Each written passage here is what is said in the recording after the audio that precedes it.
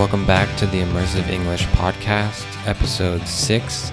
This is a continuation of the interview that I started with my friend Cameron on Episode 5. So without further ado, here's the rest of the interview. Hi Cameron, how are you doing? I am doing very well today, thank you. How are you? I'm doing pretty good, thanks. So last time we were talking, you had given some advice and some strategies that people could use to improve whatever language they're learning. Obviously, if you're listening to this podcast, that's going to be English for you. So Cameron, I just wanted to ask you if you had any other strategies or things that people could try to do to help improve their English. Yeah, the other thing that's really, really cool about language and language learning is the whole world is your laboratory.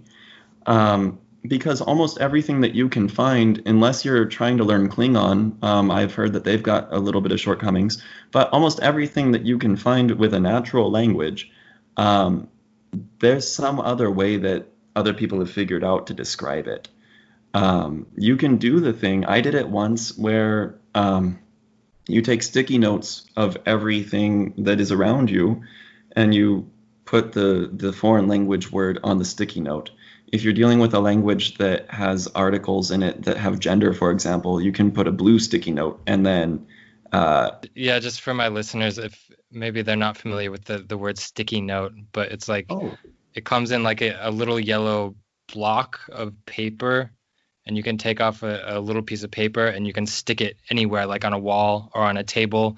So what Cameron was saying is you can write vocabulary words or different things that will help you learn on these little pieces of paper or sticky notes and just stick them all over your room, your house, your kitchen. Like I've seen people, for example, you just write the word like refrigerator or fridge on a sticky note and put it on your refrigerator, or you put the word table and you put it on your table. Just put it like all over your house. Is that the sort of thing that you're talking about? that's exactly it. Yes. Another thing is that there's a memory athlete. His name is Dominic O'Brien, and Okay. he's from the United Kingdom, I think. And he created a few systems to memorize massive amounts of information quickly. Um, and you kind of hit on it with the sticky note.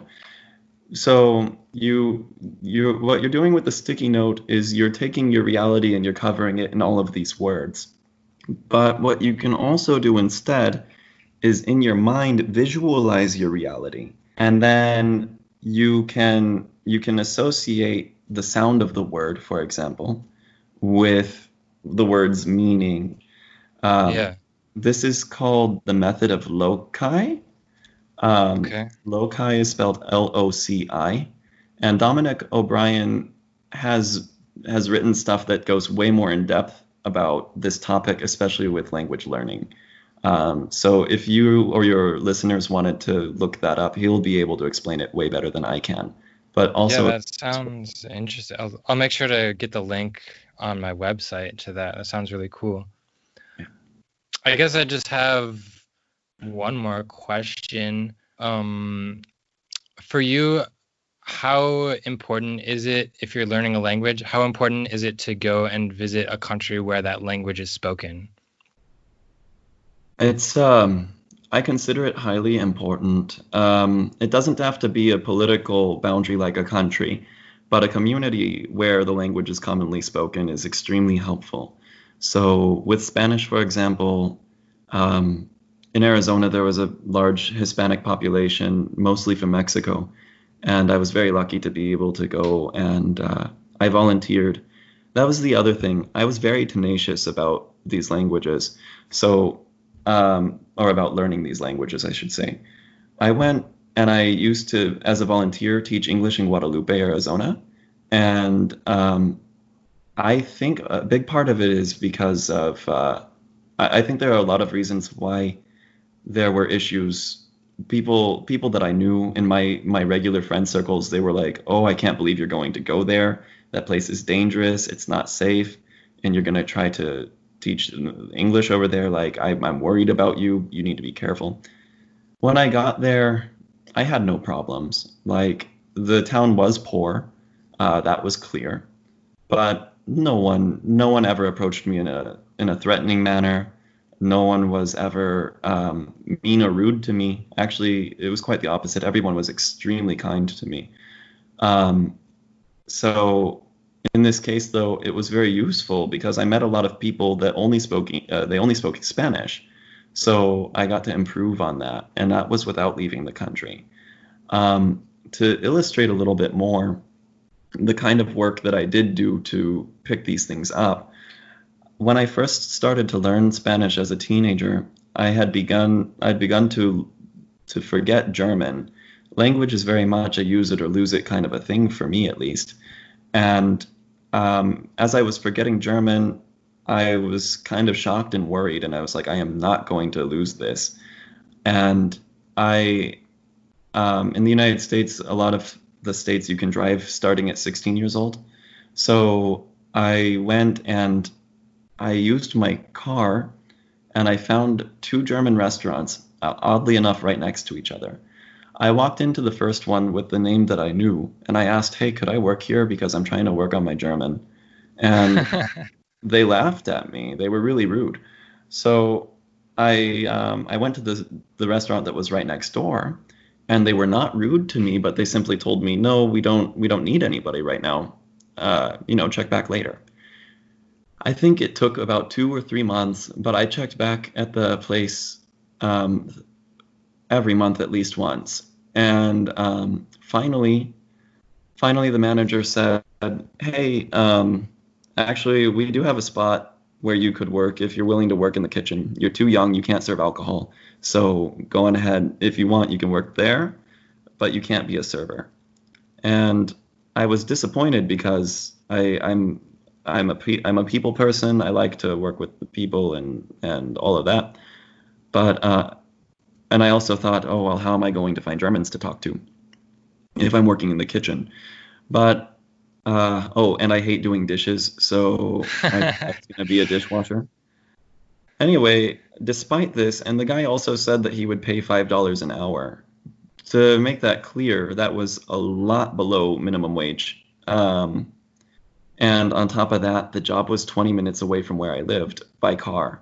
So I had to pay for gas, I had to do all of that, and I was only going to get $5 an hour. But I wasn't going there for the money. I was going there because I needed help to maintain my German language skills. So I went there and I met the owner, and unlike the manager was an American who spoke German, and his German was, from what I remember, very good. The owner, though, he was from Bavaria, and so obviously his German was native. And I got there, and I remember he's like, "Oh, okay, so you speak German?" And I go, "Yeah." He goes, "Cool. Well, welcome aboard. The potatoes are burning. You need to go flip those." And I was shocked because I burnt eggs at the time. Like I couldn't cook anything. So I was like, "Yo, I don't have any experience as a cook, right?" "Oh, well, you'll learn." So I suddenly was a cook at $5 an hour in a small restaurant where I spoke German with the people that spoke German there. And then on top of that, Arizona at this point had made it illegal to smoke inside. So what would happen is eventually the restaurant would close, and they would put up a flag so nobody could see inside. And all of the regular customers would stay, and they would be old people that used to work at the restaurant, used to just be there all the time. Basically, very trusted customers. We had a very loyal customer base, and they would stay inside and smoke all night. And so I'd get done cleaning the kitchen, and I would sit with all of these people. And at this point, I would say maybe an advanced beginning speaker. So to have this kind of opportunity was really great, but I also had to put in a lot of effort and make some sacrifice to make that. So not being in the country, especially with the internet now, is not necessarily going to stop you. Going to the country is going to help you a lot, though. Yeah, that's really cool that you found creative ways to be able to learn German and Spanish without leaving Arizona. Yeah, it's kind of You, a you trip when went I to think about that. you went and worked at the German restaurant, and you went and volunteered in a Spanish-speaking community. It's you can really find creative ways, and as you said, with the internet now, it's pretty easy to find people who speak whatever language you're trying to learn online.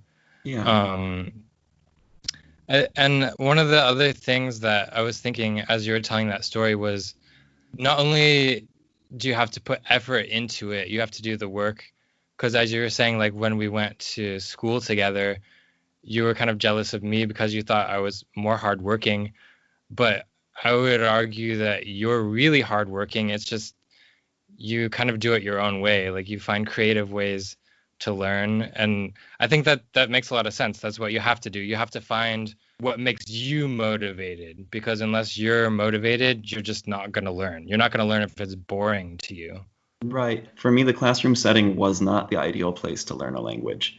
Um, I personally, I learned enough Spanish in 3 months when I went and spoke with the Spanish teacher at the high school and demonstrated my level. Um, she let me skip the first 2 years of Spanish, high school Spanish, and Hmm. actually had me come in for advanced work too. She basically told me, Cameron, whatever you're doing, keep doing it, because clearly you've got your things going on.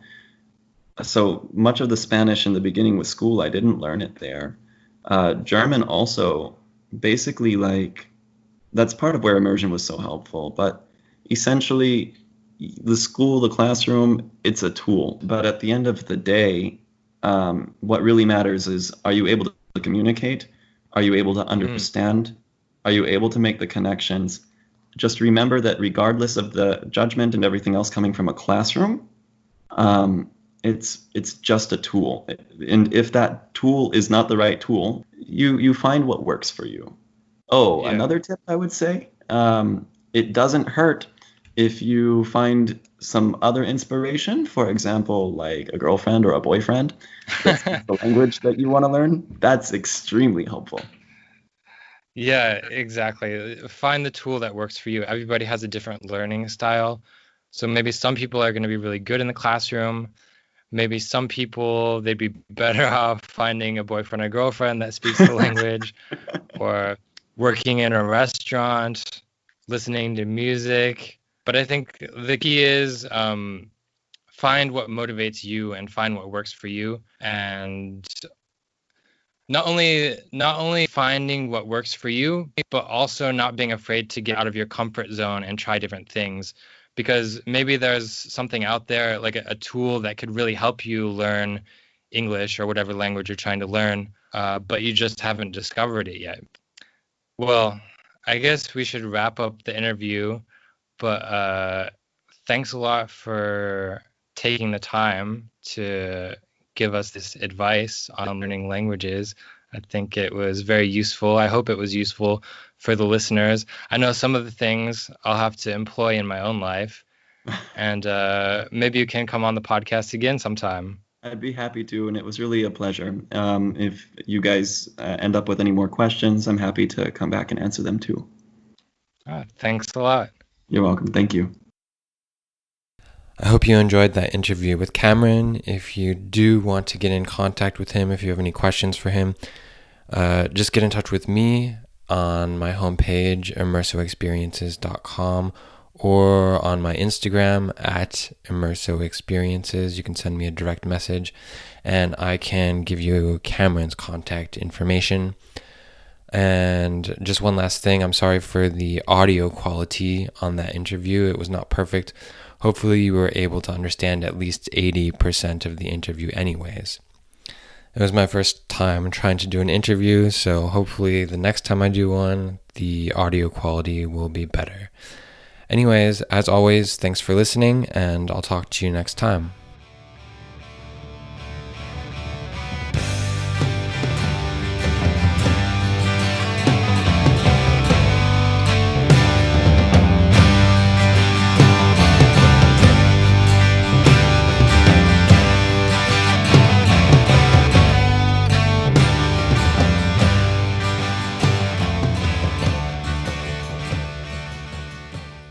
Hey, it's David with a quick message.